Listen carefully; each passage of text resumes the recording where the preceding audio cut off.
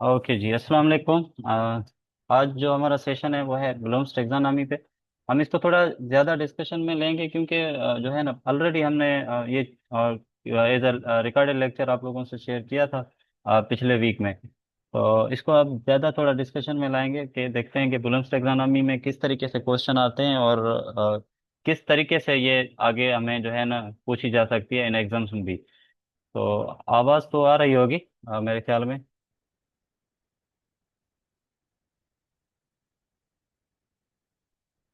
आवाज़ आ रही है? नादिया बोल रही है कि आवाज़ नहीं आ रही। जी ठीक है। तो सबसे पहले क्या देखें कि ब्लूम्स टेक्सोनॉमी है क्या। कोई क्या बताएगा ब्लूम्स टेक्सोनॉमी क्या है आप में से?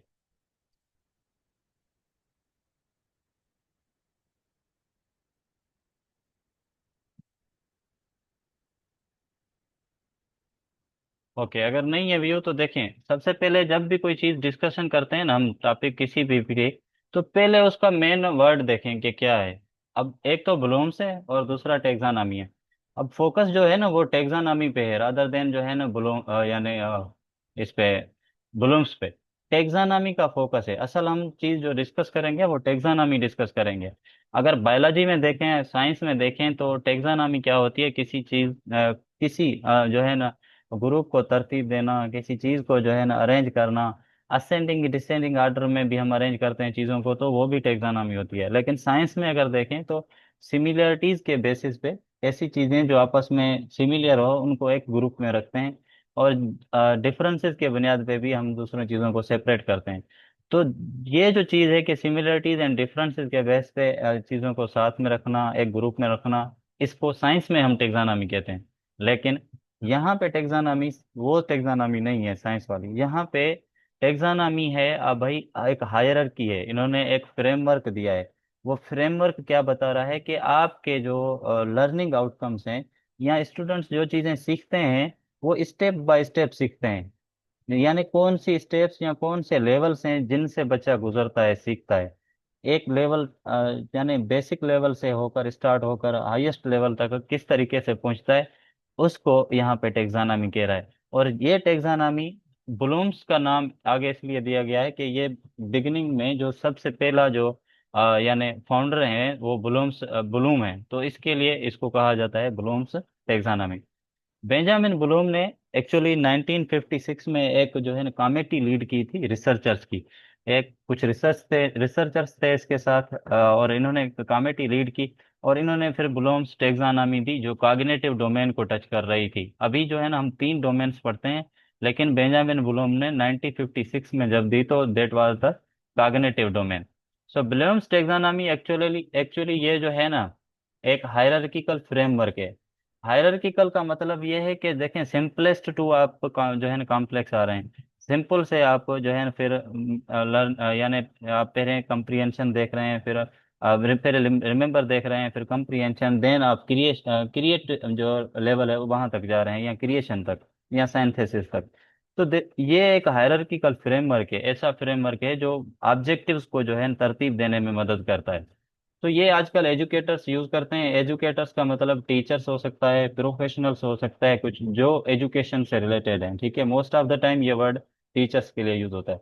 तो क्लासीफाई क्यों यूज होती है? ताकि हम क्लासीफाई कर सकें, और दूसरा स्ट्रक्चर कर सकें किनको, हम एजुकेशनल ऑब्जेक्टिव्स को, जो स्टूडेंट्स के लर्निंग ऑब्जेक्टिव्स हैं, जो ओवरऑल एजुकेशन के ऑब्जेक्टिव्स हैं, उनको हम एक तरतीब दे सकें, उनको क्लासीफाई कर सकें और उनको स्ट्रक्चर कर सकें। किस हिसाब से? उनकी कॉम्प्लेक्सिटी के हिसाब से। फोकस है कि उनकी कॉम्प्लेक्सिटी के हिसाब से हम यानी जो है ना स्ट्रक्चर कर सकें, क्योंकि सबसे पहले हम बेसिक लेवल यानी रिमेम्बरिंग पे देखते हैं, फिर आगे जाते हैं, देन हम उससे आगे जाते हैं यानी first level, second level, then third level, fourth, fifth and sixth level. तो दीज लेवल्स जो है ना ये कॉम्प्लेक्सिटी के हिसाब से बनाई गई हैं। जो पहली पहली लेवल है वो बिल्कुल सिंपल है, बेसिक है, जिसमें आप कोई चीज़ जो है ना नाम याद करते हैं, कोई डेफिनेशन याद करते हैं, तो वो रिमेम्बरिंग लेवल में आती है। तो वो जो है ना इतनी कॉम्प्लेक्स नहीं है, इतनी मुश्किल नहीं है। एंड हम इनको दूसरा जो है ना इंस्ट्रक्शनल स्ट्रेटजीज, जब हम पढ़ाते हैं तो कोई ना कोई स्ट्रेटजी यूज करते हैं क्लासरूम में। लेकिन मोस्ट ऑफ द टाइम ऐसा होता है कि हम टीचिंग कोई और कर रहे होते हैं, हम स्ट्रेटेजीज और टेक्निक्स जो है क्लासरूम में वो कोई और करवा रहे होते हैं। ठीक है, तो जो रिलेट नहीं कर रही होती हमारे स्टूडेंट के लर्निंग ऑब्जेक्टिव से। ऑब्जेक्टिव है कि भाई students will be able to define the concept of, suppose करें, मोशन। हम ये मोशन की हम जो है ना डेफिनेशन ऑब्जेक्टिव है, लेकिन फिर उस ऑब्जेक्टिव में हम कुछ ऐसी स्ट्रेटेजीज करवा रहे होते हैं जो कि इस ऑब्जेक्टिव को फोकस नहीं कर रहा होता। तो फोकस ये होना चाहिए कि देखें, जो बेंजामिन ब्लूम ने टेक्सानॉमी दी वो सिर्फ हायरार्किकल फ्रेमवर्क नहीं है, वो हमें हेल्प कर रहा है एजुकेशनल ऑब्जेक्टिव्स को सेट करने के लिए, लर्निंग ऑब्जेक्टिव्स को सेट करने के लिए। और हम स्ट्रेटेजीज कैसी रखें, क्योंकि लेवल के हिसाब से स्ट्रेटेजी रखी जाती हैं कि अगर आपके जो स्टूडेंट्स लर्निंग आउटकम्स हैं, एसएलओ जो हैं, वो अगर एनालिसिस लेवल के हैं, तो आप स्ट्रेटेजीज भी ऐसी सेट करेंगे जिसमें एनालिसिस हो, जिसमें बच्चे एनालाइज करें चीज़ों को। और दूसरा ये है कि ये हमें हेल्प करती है कि हम अच्छी सी असेसमेंट भी स्टूडेंट्स की कर सकें। तो टेक्सानॉमी जो है ना, इनकी प्राइमरी डोमेन्स ये हैं, इनको जो कॉग्निटिव है, इंटेलेक्चुअल प्रोसेस है, नॉलेज या मेंटल प्रोसेस जो है ना उससे रिलेटेड है। दूसरा अफेक्टिव है, जो इमोशनल रेस्पॉन्सेज एंड एटीट्यूड से रिलेटेड है। एंड तीसरी डोमेन जो है ना वो है साइकोमोटर डोमेन, यानी फिजिकल स्किल्स एंड एबिलिटीज, जो चीज़ें आप खुद करते हैं जिसमें बच्चा इन्वॉल्व होता है। ठीक है, बाय हैंड चीज़ें करता है, कोई एक्टिविटी करता है, that is the psychomotor domain. So original Bloom's taxonomy 1956 में दी गई थी। ठीक है, जो कि जो है कॉग्निटिव मॉडल था, जस्ट कॉग्निशन को फोकस कर रही थी ऑफ लर्निंग। एंड ये जो है ना अभी जो है ना एक अफेक्टिव मॉडल ऑफ लर्निंग दी गई थी 1964 में। एंड देन जो थर्ड डोमेन है वो 1970s में आई थी। ये 90 असल में 74 भी लिखते हैं, 8 ईयर्स बाद ऑफ अफेक्टिव डोमेन। तो ये तीन डोमेन्स हैं ब्लूम्स टेक्सोनोमी की, जो इसमें हम डिस्कस करेंगे। तो सबसे पहले देखें, जो है ना हमारे पास है ओरिजिनल कॉग्निटिव डोमेन। अब ओरिजिनल में जो थे एक्शन वर्ब्स थे, वो ये थे कि इसमें जो है ना नाउन थे, जस्ट नेम थे। कोई एक्शन पे फोकस नहीं था, कोई एक्टिविटी पे फोकस नहीं था। जो ओरिजिनल कॉग्निटिव डोमेन थी ब्लूम्स टेक्सोनोमी की, वो नॉलेज को टच कर रही थी and developmental of intellectual skills. जो इंटेलेक्चुअल स्किल्स थी और नॉलेज थी, इनको फोकस कर रही थी। सिंपल है ये, जैसे कि हमने कहा एक हायरार्की है। हायरार्की है तो मतलब पहले सिंपल है, देन चीजें कॉम्प्लेक्स, सिंपल टू कॉम्प्लेक्स जा रही है। ठीक है, इसके 6 लेवल्स हैं कॉग्निटिव डोमेन के। जो फर्स्ट डोमेन है कॉग्निटिव डोमेन, उसके 6 लेवल्स हैं जो ओरिजिनल थे। जो अब भी हैं, अभी जो करंट ब्लूम्स टेक्सोनोमी है कॉग्निटिव डोमेन जो है ना ब्लूम्स की, उसमें भी 6 ही जो है ना लेवल्स हैं, लेकिन उसमें कुछ चेंज आई है। वो चेंज हम फर्दर बाद में डिस्कस करते हैं आगे। तो इसमें पहला पहला है नॉलेज है। अब देखें नॉलेज यानी नाउन है। तो नॉलेज क्या है, कोई इंफॉर्मेशन को रिकॉल करना या किसी बेसिक फैक्ट को रिकॉल करना, ये नॉलेज में आता है।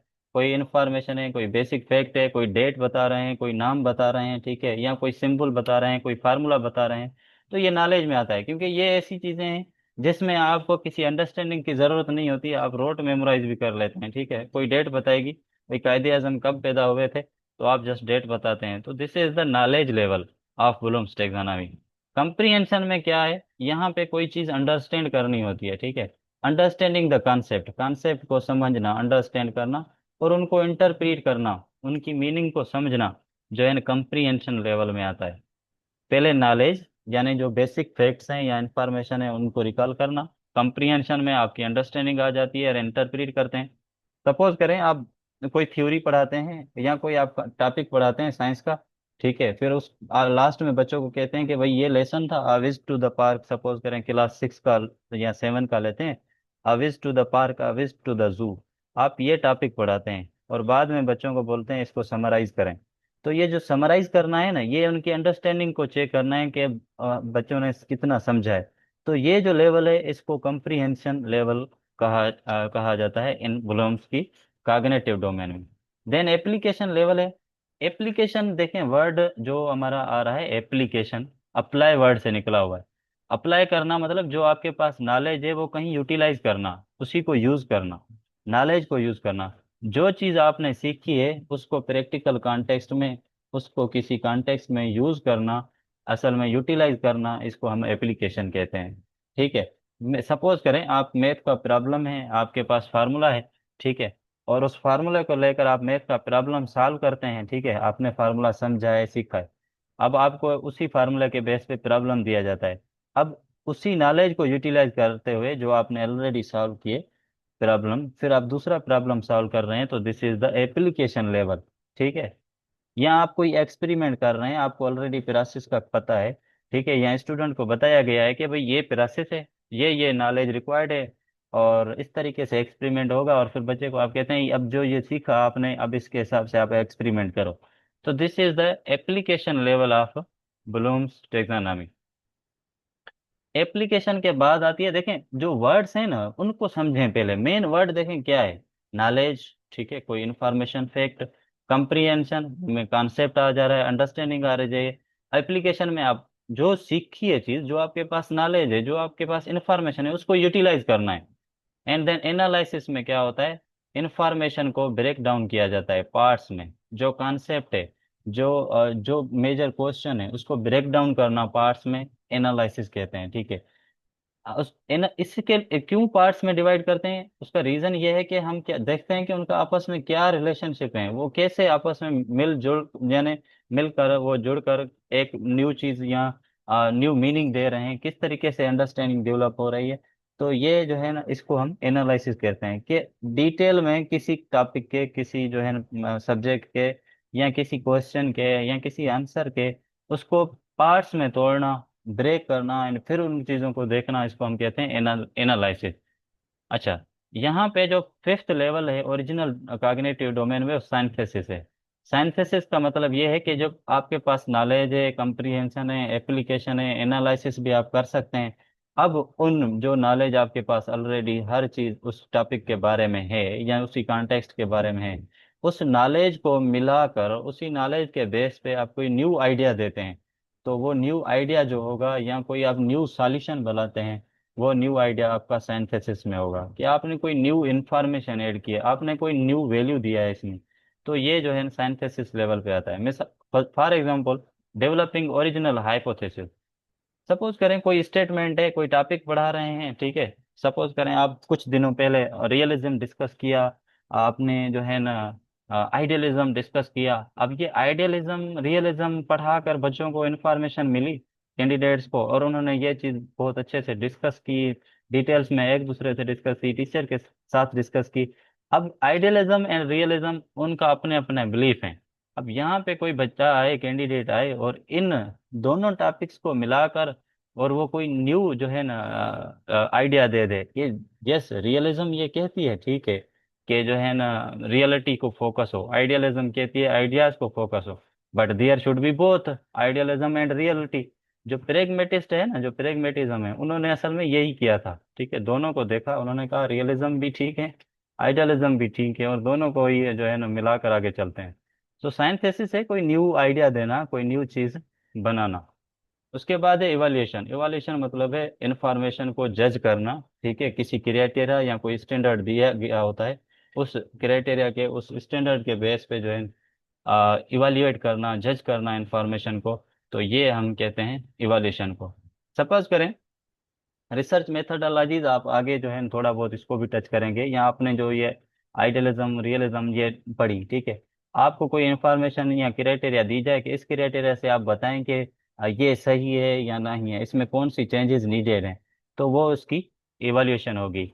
यहाँ आप क्रिटिसाइज करें, सपोज करें भाई क्वालिटेटिव रिसर्च है, क्वांटिटेटिव रिसर्च है, अब इन पे आप क्रिटिक करें, तो किस तरीके से क्रिटिक करेंगे, आप वो उनको जज करेंगे कि कौन सी यूज करें और क्यों करें।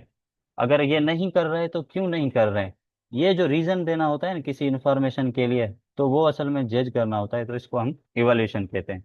तो ये थी ओरिजिनल कॉग्निटिव डोमेन बिलोम्स की।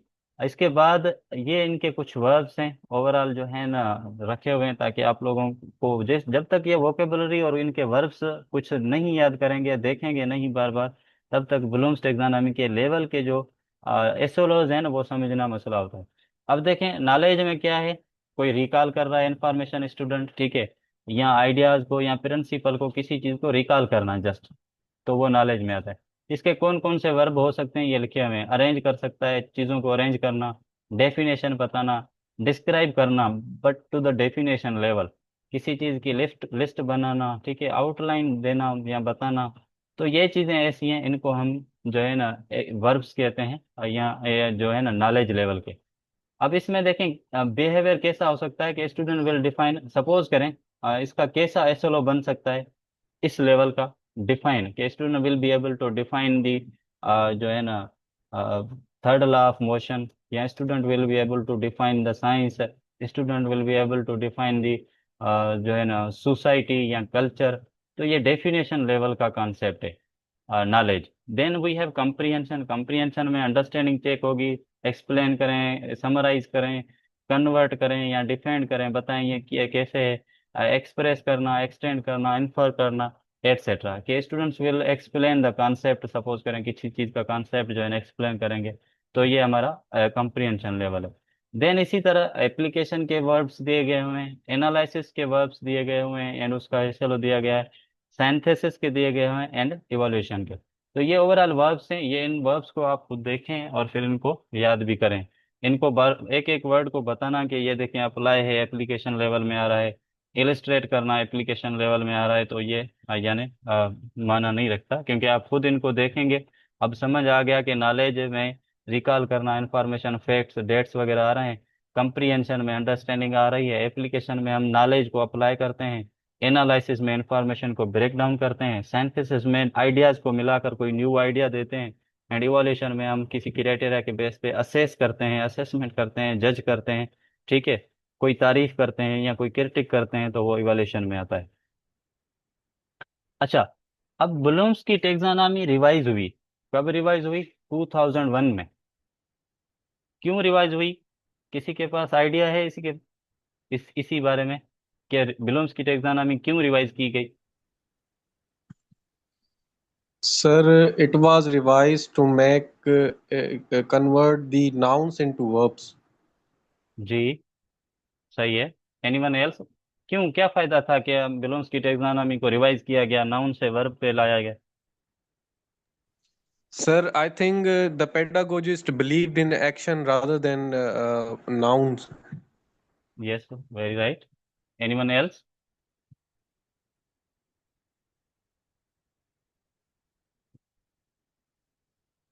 बिल्कुल, देखें रिवाइज्ड कॉग्निटिव टेक्सोनॉमी इसलिए रिवाइज। इसमें जो है कुछ चीजें और जो है ठीक है, तो इस वजह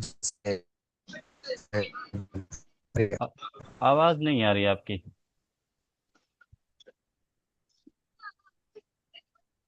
चले, जो ब्लूम्स टेक्सोनॉमी रिवाइज की गई उसका रीजन बिल्कुल यही था कि नाउन से एक्शन जो है ना वर्ब की तरफ लाया गया, क्योंकि हमें पता है कि वर्ब एक कोई एक्शन होता है, कोई ना कोई। जो नाउन थे वो स्टैटिक फॉर्म में थे, उसमें एक्टिव लर्निंग को फोकस नहीं था। एक्टिव लर्निंग को फोकस नहीं था, तो फिर जो है ना जो पेडागॉग्स हैं उन्होंने कहा कि भाई एक्टिव लर्निंग को फोकस किया जाए। तो एक्टिव लर्निंग को फोकस करने के लिए ब्लूम्स की टेक्सोनॉमी को रिवाइज किया गया। पहले नाउन थे, जैसे नॉलेज था, कंप्रीहेंशन था, एनालिसिस था। अब इसको वर्ब फॉर्मेट में कन्वर्ट किया गया, सारे वर्ब्स दिए गए। जी बिल्कुल। अब वर्ब्स दिए गए तो इसमें क्या हुआ कि जो है ना एक्शन शो हुआ। रिवाइज की ब्लूम्स टेक्सोनॉमी जो रिवाइज थी वो 2001 में केराथोल एंड एंडरसन जो है इन्होंने रिवाइज की ब्लूम्स की टेक्सोनॉमी को। माइक बंद कर दें, किसकी आना है? पारस प्लीज माइक म्यूट कर दें अपनी।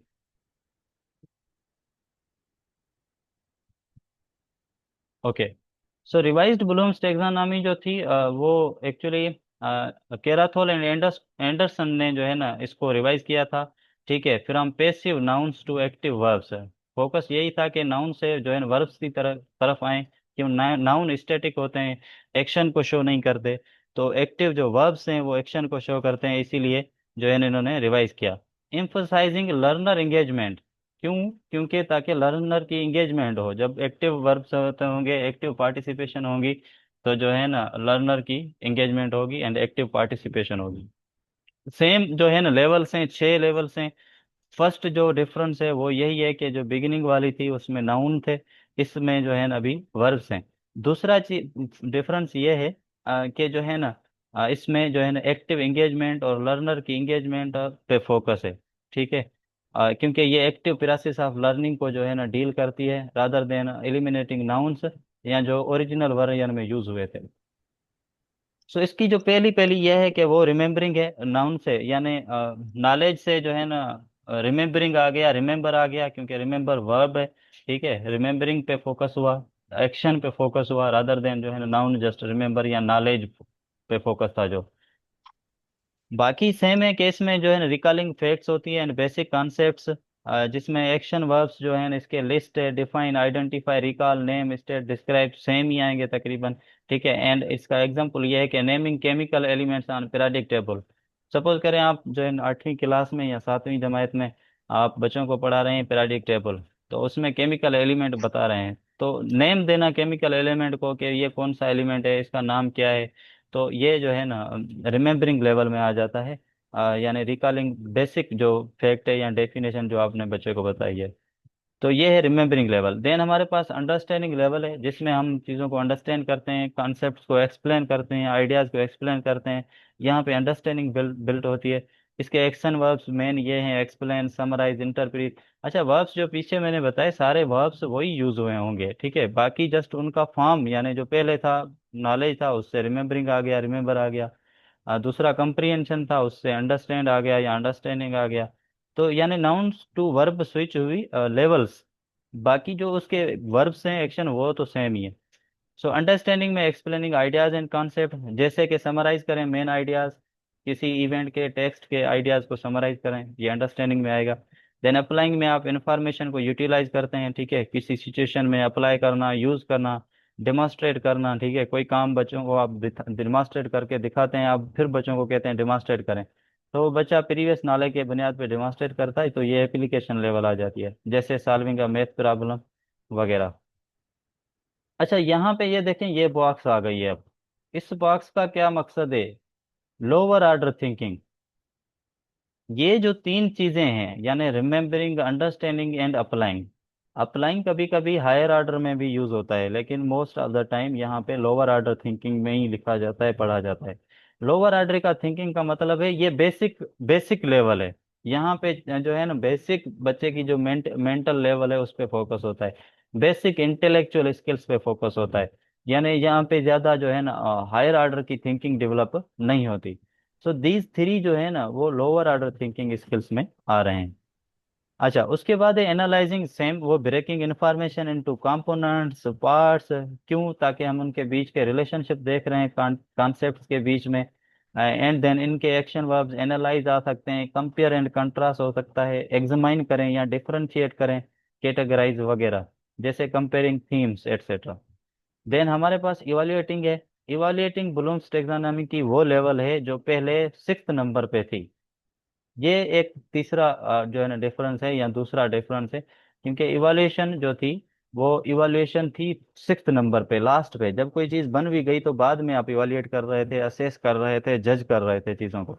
लेकिन इसको रिवाइज्ड विलियम्स टेक्सोनॉमी में केराथोल एंड एंडर्स ने कहा कि सबसे पहले जब आप चीज़ों को ब्रेक डाउन कर रहे हैं, इंफॉर्मेशन को, उनके पार्ट्स देख रहे हैं, कंपेयर कंट्रास्ट कर रहे हैं, तो आप जज करें, पहले पहले इवाल्युएट करें चीज़ों को, असेस करें, क्रिटिक करें, कि जस्टिफाई करें या आर्ग्यू डिफेंड करें उन चीज को कि ये किस तरीके से सही हो रहा है या किस तरीके से ये पार्ट आपस में मिल सकते हैं, काम कर सकते हैं। तो इवाल्युएशन को 5th नंबर पे लाया गया। इसका एग्जांपल ये है कि क्रिटिकली असेस करें वैलिडिटी ऑफ रिसर्च स्टडी। ये देखें, मैंने अपनी रिसर्च स्टडी के हिसाब से रखे हुए हैं, आप लोग इसको जनरली रख सकते हैं कि क्रिटिकली असेसिंग दी जो है ना प्रोजेक्ट ऑफ जो है ना student, assessing the lab experiment of student, या student will be able to do a experiment in the lab। तो ये इसको फिर इवाल्यूएशन लेवल के हिसाब से आप इसकी रख सकते हैं जो है ना क्राइटेरिया।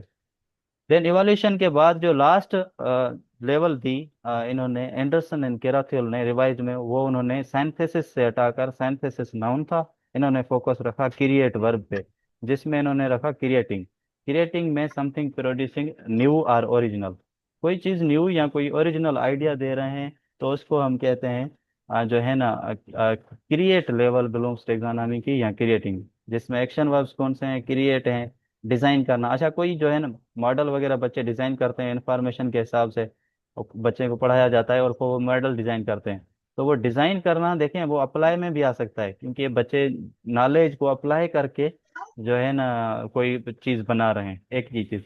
लेकिन जब बच्चे कोई लेकिन जब अरे बच्चे कोई समझ नहीं बिल्कुल न्यू चीज बना रहे हैं आता। तो फिर उसको हम कहेंगे क्रिएट लेवल। तो ये डिजाइन आपका देखें, कुछ वर्ब्स ऐसे हैं जो आपके दूसरों में भी मिलेंगे। जैसे डिस्क्राइब है, डिस्क्राइब आपको रिमेम्बर लेवल में भी मिलेगा, अंडरस्टैंड में भी मिलेगा। लेकिन रिमेम्बर लेवल में जब वो मिलेगा डिस्क्राइब, तो वो डिस्क्राइब ऐसा डिस्क्राइब होगा जो डेफिनेशन तक महदूद होगा, जो आपकी जो है ना जनरल जो है ना रिकॉलिंग पे फोकस होगा। लेकिन जब अंडरस्टैंडिंग में मिलेगा तो वहाँ पे वो ज्यादा कॉन्सेप्ट और डीप डीप में देखेगा। तो ये जैसे डिजाइन है, डिजाइन तो एप्लीकेशन भी हो सकती है, क्योंकि नॉलेज को अप्लाई करके कोई चीज़ आप बनाते हैं। इसी तरीके से डिजाइन कोई न्यू चीज़ बिल्कुल बना रहे हैं तो क्रिएटिंग में आएगा। Like designing an original science experiment. आपने दो तीन चीज़ें चार पढ़ी, फिर उनके बेस पे कोई न्यू एक्सपेरिमेंट, कोई न्यू मॉडल, कोई न्यू कॉन्सेप्ट ला रहे हैं, तो उसको हम क्रिएटिंग लेवल में देखते हैं। इसके साथ अब यहाँ देखें, माइक म्यूट, माइक म्यूट कर दें प्लीज। तो बोलना पहले बोलने लगा, लेकिन मैं फहद कहाँ से भाई खाना माइक वाले। म्यूट कर दें, फहद भाई।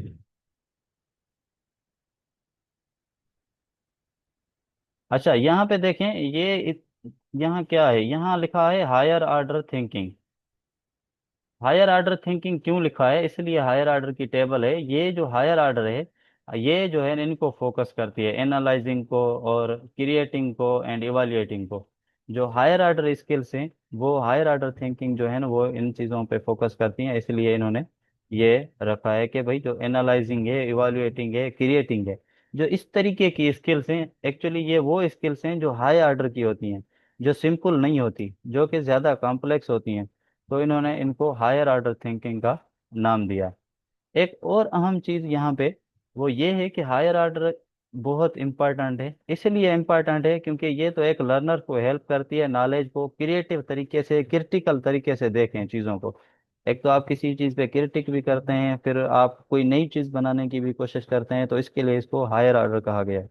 दूसरा ये कि यहाँ से रोट मेमोराइजेशन का फोकस खत्म होता है, आप जो है ना बियॉन्ड द रोट मेमोराइजेशन जाते हैं और मीनिंगफुल डीप अंडरस्टैंडिंग पे आप फोकस करते हैं, पार्ट्स में चीज़ों को डिवाइड करते हैं, जज करते हैं, कोई न्यू चीज़ बनाते हैं। देन दूसरा ये कि यहाँ से क्या होता है ना, जब बच्चा ऐसी चीजें करता है कि सपोज करें किसी कॉन्सेप्ट को एनालाइज कर रहा है, कंपेयर कंट्रास्ट कर रहा है या एग्जामाइन कर रहा है, पार्ट्स में डिवाइड कर रहा है, तो यहाँ पे असल में बच्चा जो है ना इंडिपेंडेंट हो रहा है, खुद कोशिश कर रहा है, फिर आगे खुद सीखने की कोशिश करेगा और अडाप्टिव लर्नर बन रहा है। अडाप्टिव क्योंकि वो सिचुएशन के हिसाब से वो चीजें अडाप्ट करेगा और सीखेगा।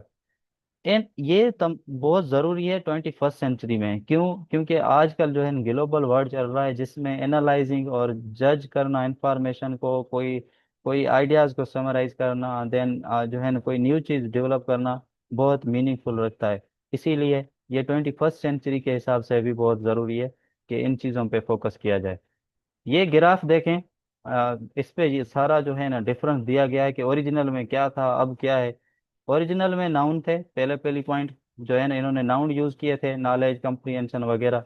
रिवाइज्ड में क्या हुआ कि इन्होंने एक्टिव वर्ब को फोकस किया, जैसे remembering, understanding and so on. Then revised version जो था वो क्रिएटिंग, उसको जो है ना लास्ट स्टेज पे लाया गया, highest form of the cognitive activity, उन्होंने जो है ना इसको हाईएस्ट लेवल पे रखा।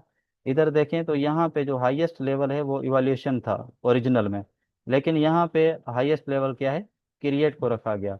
ये जो साइंथेसिस था 5वें नंबर पे, इसको जो है छठे नंबर पे नेक्स्ट लेवल पे लिया गया, हाईएस्ट फॉर्म में लिया गया। और जो है इवोल्यूशन को उससे पहले स्टेप में रखा गया। So remembering, understanding, applying, analysing, evaluating and creating. ये यहाँ पे साइड में देखें एक एरो लगा पड़ा है कि lower to higher order thinking skill. यानी जब आप यहाँ पे हैं, ग्राउंड पे हैं यहाँ पे, तो यहाँ पे आपकी जो है ना लोअर जो है ना थिंकिंग स्किल्स हैं। फिर यहाँ से जैसे अबव जा रहे हैं तो आपकी हायर ऑर्डर थिंकिंग बनती जा रही है, बनती जा रही है। और यहाँ पे जब आप आते हैं क्रिएट पर, वो यहाँ पे क्रिएट पर, तो आपकी जो है ना अंडरस्टैंडिंग है वो बिल्कुल अच्छे तरीके से होती है और आप चीज़ों को सही तरीके से एनालाइज भी कर सकते हैं, कोई न्यू आइडिया भी दे सकते हैं, कोई इन्फॉर्मेशन को अप्लाई भी कर सकते हैं। So the highest form of cognitive activity in revised taxonomy is create या क्रिएटिंग। ये सिंपल एक जो है ना रिवाइज्ड जो था उसका पिक्चर है कि सबसे पहले remember, then understand, apply, analyse, evaluate and then creating something new. So Bloom's taxonomy based simple questions. Remember knowledge के कौन से क्वेश्चंस हो सकते हैं, आप कोई क्वेश्चन बनाकर दिखाएं, कोई कमेंट में शेयर करें, इसमें चैट में, कि सर ये रिमेंबरिंग लेवल का क्वेश्चन है, कोई भी, सब पार्टिसिपेट करें इसमें।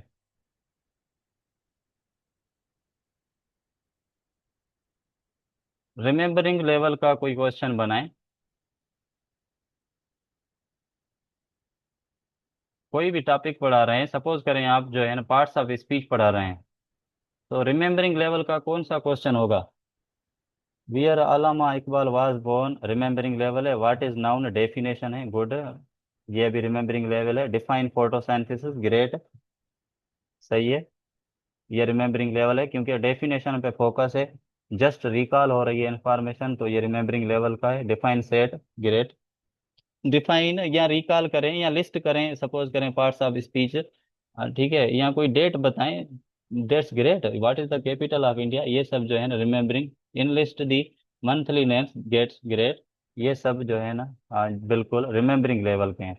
तो ये एग्जांपल है रिमेंबरिंग लेवल के, आप लोगों ने सबने सही बताया है कि वाट, सपोज करें what are the three states of matter commonly observed in daily life, daily life में कौन से three states of matter use हो रहे हैं। तो ये जो है ना हमारा थ्री स्टेट्स का जस्ट बताना है कि ये यूज हो रही हैं। सपोज करें आपके कौन सी स्टेट्स ऑफ मैटर हैं, सॉलिड, लिक्विड एंड गैस। तो तीन नाम्स बताने हैं just. Who was the first governor general of Pakistan, remember level है। Can you can you identify the main characters in the play Romeo and Juliet, Romeo Juliet में कौन से मेन करेक्टर्स हैं बताना, यह भी रिमेंबरिंग लेवल में आता है। उसके बाद अंडरस्टैंडिंग में, अंडरस्टैंडिंग की जब बात करते हैं तो उसमें जो है ना चीज़ों को अंडरस्टैंड करना, कॉन्सेप्ट का होता है, कोई प्रोसेस होता है। सो इसका एग्जांपल ये है कि how would you explain the process of evaporation, आप कैसे एक्सप्लेन करेंगे प्रोसेस ऑफ एवापोरेशन। यहाँ यहाँ पे जिस एक स्टूडेंट ने कमेंट में लिखा है कि डिफाइन फोटोसिंथेसिस, तो इसको आप यहाँ पे लिख सकते हैं कि explain the process of photosynthesis, photosynthesis किस तरीके से हो रही है एक्सप्लेन करें, तो ये अंडरस्टैंडिंग लेवल हो जाएगी। Why is the 14th of the August an important day in Pakistan study, suppose करें आप बच्चों से पूछें कि व्हाट इज द जो है ना यहाँ वेन पाकिस्तान वाज जो है ना declared as a free country, तो आप यहाँ पे जो है ना वो तो 14th अगस्त कहेगा, लेकिन आप अगर उससे पूछें कि ये डे क्यों ज़रूरी है हिस्ट्री में, इसकी क्या मीनिंग है, तो यहाँ पे बच्चा कुछ चीज़ें एक्सप्लेन करेगा, कुछ पॉइंट्स देगा, तो ये जो होगी अंडरस्टैंडिंग लेवल होगी। यहाँ समराइज करें कुछ पॉइंट्स को, तो ये भी अंडरस्टैंडिंग लेवल होगी। एप्लीकेशन लेवल का कोई दो चार क्वेश्चन अगर आप बना सकें तो शेयर करें कमेंट में, एप्लीकेशन लेवल।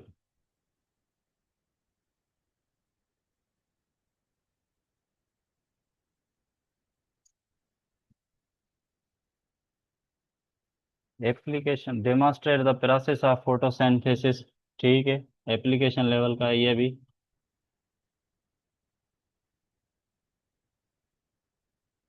एप्लीकेशन लेवल का कोई जो है शेयर करें, यस अप्लाई लेवल है डेमोन्स्ट्रेट वाला, बिल्कुल। डेमोन्स्ट्रेट तभी करेंगे आपके पास जब इंफॉर्मेशन होगी, नॉलेज होगी, यूटिलाइज करेंगे। Anyone else, draw the cycle of photosynthesis, ठीक है। हाउ टू ग्रो प्लांट, क्या हाउ प्लांट ग्रोज, ये अंडरस्टैंडिंग लेवल का आ जाएगा, ये अंडरस्टैंडिंग का होगा, हाउ टू ग्रो प्लांट, या how plant grows. Summarise the chapter, ये अंडरस्टैंडिंग का होगा। Use the adjective beautiful in your sentence, good. अब किसी वर्ड को यूज करवा रहे हैं इसमें सेंटेंस में, तो ये जो है ना अंडर एप्लीकेशन लेवल में आएगा बिल्कुल, क्योंकि उसके पास इंफॉर्मेशन होगी तो वो अप्लाई कर सकेगा एडजेक्टिव को। या किसी वर्ब को आप यूज करवा रहे हैं या किसी और जो है ना प्रीपोजिशन को, कंजक्शन को, तो यूज कराना सेंटेंस में बनवाना, ये भी हमारा एप्लीकेशन लेवल का है। That's great. तो यहाँ पे कुछ एग्जांपल मैंने शेयर किए हैं कि how would you use the concept of force and friction to explain why the bicycle slows down on a rough roads, कोई रफ रोड है, कोई खराब रोड है, तो वहाँ पे बाइसाइकिल क्यों स्लो होती है, फ्रिक्शन का और फोर्स का जो है कॉन्सेप्ट यहाँ पे एक्सप्लेन करें।